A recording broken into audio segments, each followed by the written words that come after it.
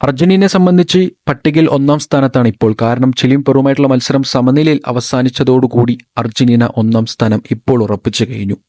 ഇനി അർജന്റീനയ്ക്ക് അടുത്തത് വരാൻ പോകുന്ന മത്സരം ചിലിയുമായിട്ടാണ്. കഴിഞ്ഞ മത്സരത്തിനേക്കാളും കുറച്ചും കൂടി ടഫായിട്ടുള്ള ഒരു മത്സരമായതുകൊണ്ട് തന്നെ ലയണൽ മെസ്സി അടുത്ത മത്സരത്തിൽ ഉണ്ടാകുമോ ഇല്ലയോ എന്നുള്ള സംശയങ്ങൾ ഒരുപാട് ആരാധകർക്കുണ്ടായിരിക്കാം. കാരണം കാനഡയുമായിട്ടുള്ള മത്സരത്തിൽ ലയണൽ മെസ്സിക്ക് ഇഞ്ചുറി പറ്റിയതാണ്. ഒരു ഗുരുതരമായിട്ടുള്ള ഇഞ്ചുറി ആയിരുന്നു.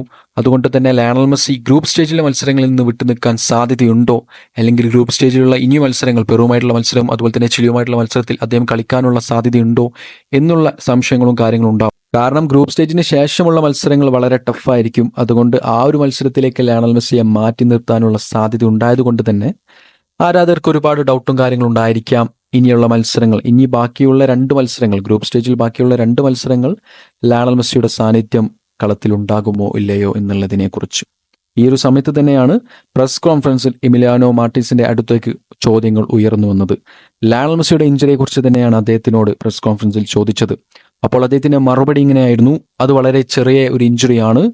അത്രമാത്രമാണ് അദ്ദേഹം ആ ഒരു കാര്യത്തെക്കുറിച്ചുള്ള മറുപടി പറഞ്ഞത്. അതൊരു ചെറിയ ഇഞ്ചുറി ആണെന്നാണ് പറഞ്ഞത്. അതുകൊണ്ട് തന്നെ തീർച്ചയായിട്ടും ഇനിയുള്ള മത്സരത്തിലും ലയണൽ മെസ്സി ഉണ്ടാകാനുള്ള സാധ്യതകൾ കൂടുതലാണ്.